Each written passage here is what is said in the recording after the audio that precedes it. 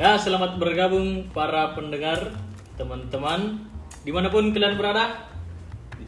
Kami dari Hima Sosiologi punya program baru yang berjudul Sosiologi Podcast.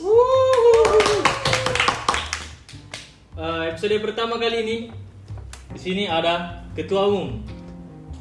Ya, saya Rini Rizky Amanda.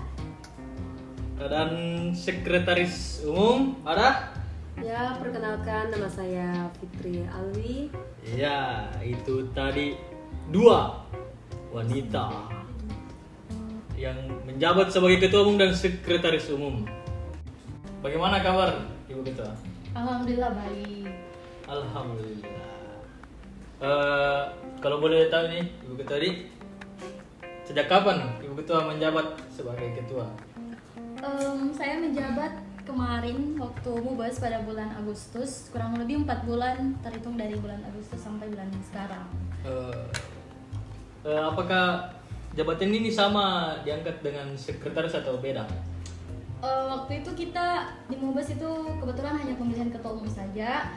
Untuk pengangkatan sekretaris umum dan beserta struktur kepengurusan yang lainnya itu setelah kita Mubas. Jadi di bulan yang sama namun di tanggal yang berbeda. Jadi yang pertama itu terpilih ketua, terus strukturnya? Ya, berupa sekretaris umum, ketua bidang, sekretaris bidang, iya. staf bidang. Ngerti. Ya. Dari mana asalnya nih Ibu Mami ini ya? Tiba-tiba bertanya asal. Siapa tahu ada teman-teman yang penasaran. Ya, saya berasal dari kota Hibrida, pinggir pantai, Asik. baru. Kota atau kabupaten ini Ibu Sing? Maaf, masih kabupaten. Masih kabupaten. Ibu Ketua dari Kota Bunga. Coba tebak, Kota Bunga itu kota apa? Kota Bunga, Kabupaten Goa. Iya. Iya, Gimana itu Kecamatan Kota Bunga? Malino. Malino. Jadi saya dari Malino. Buat teman-teman yang datang Malino, segera ya ke sana. Iya, betul. Kita mungkin masuk ini perbincangan yang sedikit menyinggung lembaga ya. Oke. Apa tuh? Apa sih itu Hima Sosiologi Ibu Ketua? Coba dulu. Ya. Buat teman-teman tuh mungkin banyak teman-teman di luar dari lembaga kita sendiri yang mendengar, mungkin bisa diperkenalkan dulu. Oke. Jadi Hima Sosiologi Kisahwanem itu adalah lembaga kemahasiswaan di tingkat program studi. Dalam hal ini tentunya program studi sosiologi. Dan lembaga kemahasiswaan atau Hima Sosiologi ini dia itu merupakan wadah pengembangan potensi atau penyaluran aspirasi masyarakat sosiologi sebagai wadah kaderisasinya teman-teman mahasiswa sosiologi, dan ini merupakan salah satu lembaga untuk mewujudkan kaderisasi yang bersandar pada nilai-nilai intelektual, moralitas, serta solidaritas di lingkup sosiologi FISHWNM tentunya. Ya. Jadi singkatnya lembaga Hima Sosiologi itu tempat yang mewadahi masyarakat atau teman-teman di program studi sosiologi itu sendiri ya? Iya, betul. Di Hima Sosiologi itu ada berapa sih Ibu Sekretaris? Ada berapa bidang atau divisi? Apa sebutannya? Bidang Bidang. Ada berapa? Kalau dari Hima Sosiologi itu di periode sekarang itu terdiri dari 5 bidang. Yang pertama itu bidang pendidikan dan keilmuan, bidang 2 berfokus ke minat dan bakat, bidang 3 itu riset dan advokasi, bidang 4 fokus ke perempuan atau biasa kita sebut gender, sementara bidang 5 itu humas dan multimedia. Oke. Bidang 1 apa namanya tadi? Pendidikan dan keilmuan. Ya. Jadi teman-teman pendidikan dan keilmuan itu tugasnya apa? Kepada mengasah intelektual dari mahasiswa baru sosiologi khususnya ataupun internal sosiologi secara menyeluruh. Jadi pendidikan dan keilmuan itu seperti ini ya, apalagi namanya? Wadah memberikan kayak teori-teori, penerapan teori kayak begitu deh. Betul. Bidang 2 apa tadi? Ketua, bidang 2. Ya, jadi di Hima Sosiologi itu bidang 2 adalah minat dan bakat, di mana tentunya keberadaan bidang 2 ini adalah sebagai wadah untuk pengembangan potensi minat dan bakatnya teman-teman di sosiologi. Karena kami yakin bahwa di sosiologi itu kita mempunyai banyak mahasiswa yang mereka memiliki potensi, namun tidak memiliki wadah untuk mengekspresikan minat dan bakatnya mereka. Nah, di sini adalah mengapa minat dan bakat itu sangat salah satu bidang yang cukup sangat perlu kita kembangkan di sosiologi, seperti itu. Ya, mungkin ada sedikit pertanyaan ya Ibu Ketua ya. Bagaimana teman-teman dari bidang minat dan bakat ini memilah atau mempetakan apa-apa minat dan bakat sesuai dari masyarakat sosiologi ataupun dari mahasiswa baru itu sendiri? Ya, terima kasih pertanyaannya. Ini merupakan salah satu pertanyaan yang mungkin juga banyak dari mahasiswa baru dari sosiologi yang mempertanyakan ini, karena kita memiliki mahasiswa yang berbeda-beda potensi dan minat bakatnya mereka. Namun saya begini, mungkin itu bisa dijawab oleh Sekum, karena Sekum merupakan kebetulan Denis sekretaris bidang 2 yaitu minat bakat di periode lalu. Jadi mungkin bisa dijawab oleh Sekum. Ya, Ibu Sekum. Ya, baik, terima kasih atas tadi mau menanggapi pertanyaan dari pembawa acaranya. Kalau untuk berbicara mengenai pemetaan di bidang minat dan bakat, kita ketika memasuki prode yang baru, biasanya bidang minat dan bakat itu melempar sebuah Google Form untuk mempetakan minat dan bakat bagi mahasiswa baru. Karena kemudian dalam bentuk ketika setelah pemetaan dia akan digabungkan dengan minat dan bakat dari mahasiswa-mahasiswa aktif di sosiologi, sehingga terbentuk tim ya, berupa tim. Tim.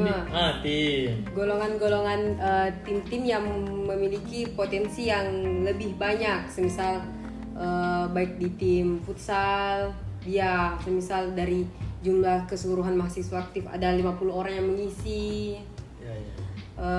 Tapi sedikit informasi pada prode kali ini, tim minat bakat yang memang beberapa prode selalu ada revisi dari sebelumnya. Pada prode kali ini itu kita di bidang minat bakat itu dia hanya mempunyai 2 tim, yaitu tim kesenian saja dan tim keolahragaan. Oh, jadi disatukan di Ibu. Ya. Disatukan. Ada satu tim olahraga dan satu tim kesenian. Asik. Jadi tadi saya dengar proses data mendata di. Betul sekali. Sehubung proses data dan mendata berada di bidang 3, apa itu Ibu Ketua? Oke, jadi bidang 3 Hima Sosiologi itu adalah riset dan advokasi. Asik, riset dan advokasi. Betul. Apa itu riset dan Oke. advokasi? Jadi keberadaan bidang riset dan advokasi ini dia merupakan salah satu bidang sentral yang merupakan wadah pembinaan organisasi yang berorientasi pada riset penelitian yang menunjang kerja-kerja organisasi. Semisal tadi sudah disebutkan oleh Sekum bahwa kita itu ketika akan mendata potensi minat bakat mahasiswa sosiologi, kita menggunakan di sini fungsinya bidang riset, di mana bidang riset ini yang melakukan kerja-kerja berupa membuat Google Form, menyebar Google Form seperti itu. Jadi segala hal yang berhubungan dengan riset data itu dikelola oleh bidang riset dan advokasi. Di luar dari itu, bidang riset dan advokasi ini pun dia dia berorientasi pada pengkajian dan pengawalan isu berbasis riset. Jadi teman-teman di sosiologi, Hima Sosiologi, ketika semisal akan mengawal sebuah isu, tentunya sebelum itu kita riset dulu, dan yang riset itu adalah tupoksi dari anggota bidang riset dan advokasi ini, seperti itu.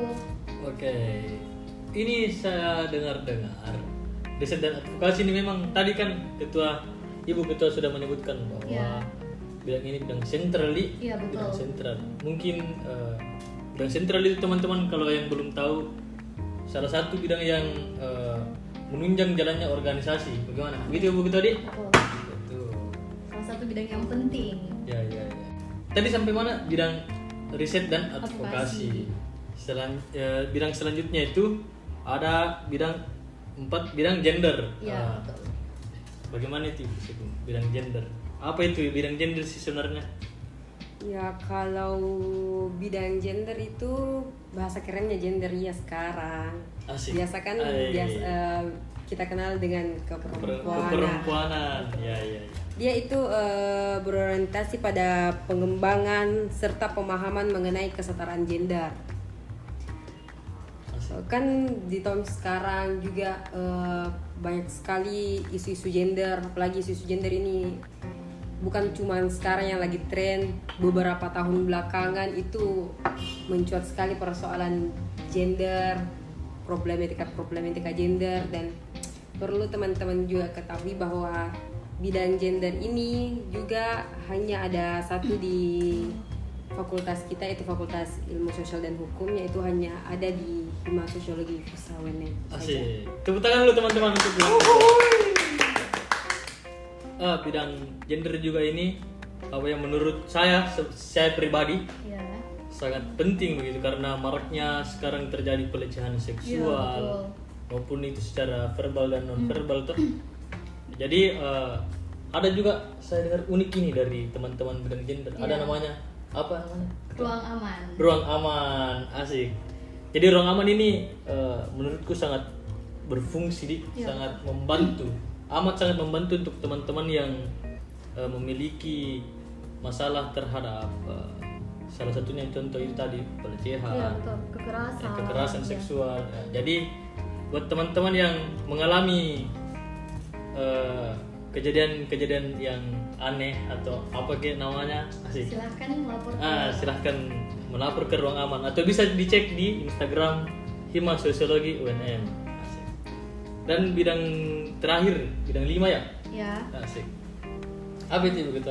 Bidang 5. Oke, jadi bidang 5 itu merupakan bidang hubungan masyarakat atau humas dan multimedia. Mereka ini berorientasi pada pengelolaan media Hima Sosiologi, baik itu Instagram, WordPress, YouTube, dan lain-lain. Terus humas mereka memberikan informasi kepada masyarakat secara umum, entah itu mulai dari kegiatan-kegiatannya di Hima. Dan saya juga sangat berterima kasih kepada teman-teman di Humas dan Asik. Multimedia Asik. karena sudah menjadikan saya maupun Sekom sebagai pemateri di episode awal ini toh. Episode Ya, pertama, betul, episode perdana. Ya. Dan ya semoga kedepannya teman-teman dari Humas dan Multimedia dapat menjalankan prokernya dengan lancar. Amin. Ya. Lupa juga teman-teman, ingin menyampaikan kalau Sosiologi Podcast ini diproduksi oleh bidang Humas dan Multimedia Hima Sosiologi FISA UNM. Asik. Saya sedikit ingin bertanya. Oke. Apa itu Ibu Ketua? Dari tadi kita ini bicara panjang lebar, tapi kita belum tahu Ya. siapa host yang memandu jalannya podcast ini sampai akhir. Minta maaf Karena nih, betul. tak kenal Lupa. maka Tak sayang maka Tak lupa. bukan tak lupa. Asik. Salah lagi. Jadi ya sebelumnya maaf luput teman-teman. Asik. Saya selaku pembawa acara di sini dan sekaligus sebagai ketua bidang Humas dan Multimedia. Perkenalkan saya Reza, selaku pembawa acara. Jadi mungkin beberapa episode ke depan akan saya pandu juga di episode podcast yang lainnya. Oke, lanjut. Ya, beralih ke segmen kedua, yaitu apa ini bagus nama segmennya, di teman-teman mungkin bisa membantu. Kayak ini kan segmen berupa pertanyaan yang teman-teman sudah tanyakan di Instagram Stories. Apa kira-kira namanya? Ya mungkin teman-teman di layar belakang bisa jawab, memberikan saran. Saya sih bagus kayaknya kalau kita sebut sosiologi bertanya. Asik. Sober dong. Sober. Sosiologi bertanya. Asik. Itu Midi namanya, Di. Lanjut. Ini ada pertanyaan dari beberapa teman dari Instagram Stories. Ya, ini dari Instagram yang namanya with Farid. Asik. Oke. With Halo, Farid. with Farid. Ini Farid bertanya, usianya berapa kakak? Asik. Sekum dulu. Untuk sekretaris usia berapa tahu? Berapa usianya? Ya, saya sekarang berada di usia 20 tahun. Asik. 20 tahun ya. Ini with Farid, ingat ibu sekretaris itu usianya 20. Bagaimana dengan ibu ketua? Kalau saya sama 20 tahun. Kebetulan kita angkatan 21, kelahiran 2003. Angkatan 21. Berarti sekarang ini menjabat di periode 2023-2024. Iya, Asik. betul. Ya. Lagi-lagi ada pertanyaan dari akun with Farid lagi ya. Ini with Asik. Farid memang banyak pertanyaan ya. Lumayan aktif juga Iya, anaknya. betul. Bagus itu, bagus. Pertanyaan dari with Farid ini, cara membagi waktu dikala ikut program MBKM bagaimana nih? Oke, jadi sekedar info, salah satu program MBKM itu adalah magang dan kebetulan saya juga ikut magang. Jadi kalau ditanya bagaimana saya membagi waktu dengan posisi saya di himpunan itu sentral, yaitu sebagai ketua umum, dan saya juga magang dalam hal ini juga berkegiatan di bidang akademik, saya hanya berusaha untuk memanage waktu saya dengan sebaik mungkin. Bagaimana saya ketika di himpunan terdapat kegiatan yang betul-betul memerlukan saya sebagai ketua umum, saya tentunya memprioritaskan kegiatan tersebut.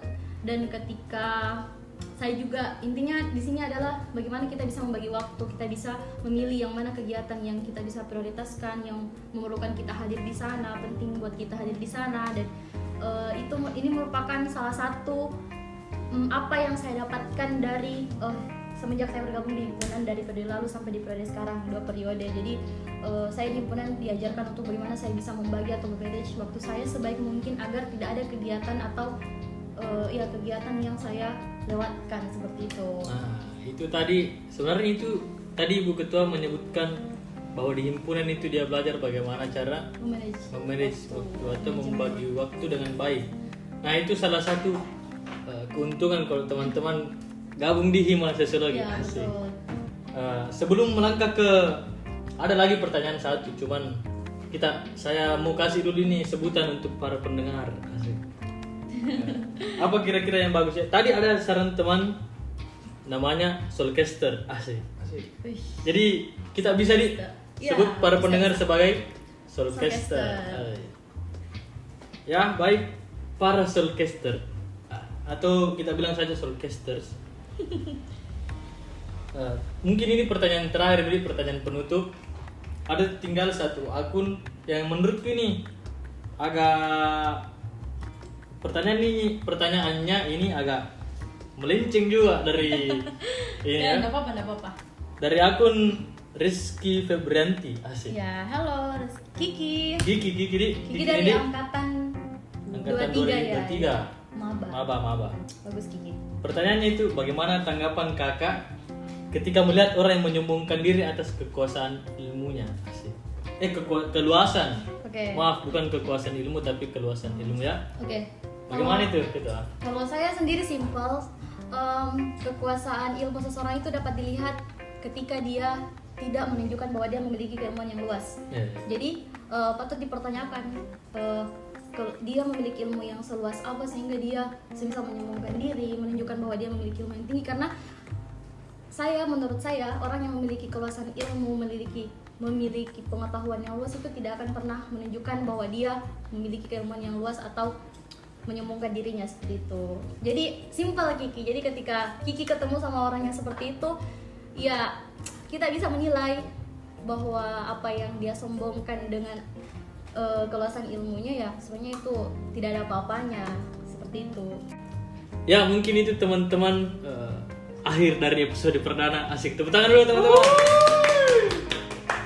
Mungkin bisa kata-kata mutiara. Asik, kata-kata quotes lah ya untuk teman-teman para Soulcaster yang ada di rumah maupun dimanapun kalian berada. Silahkan Ibu Ketua, kata-katanya dulu untuk teman-teman. Oke, saya mungkin bukan coach. Siapa namanya tadi? Reza ya? Reza. Iya, betul. Saya hanya ingin menyampaikan bahwa terima kasih untuk teman-teman yang sudah mendengarkan podcast kali ini. untuk teman-teman pengurus, semangat sampai akhir periode, tetap membakar dan hidup mahasiswa. Hidup asik. Ya, terakhir untuk Ibu Sekretaris, berikan kata-kata penutupnya dulu Ibu Sekretaris. Silahkan. Ya, mungkin kata-kata terakhir dari saya, dunia memang tempatnya capek, jadi bilang Risma berat tapi bismillah. Asik. Tepuk tangan dulu teman-teman.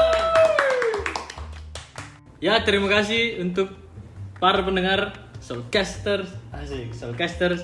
Sampai bertemu di episode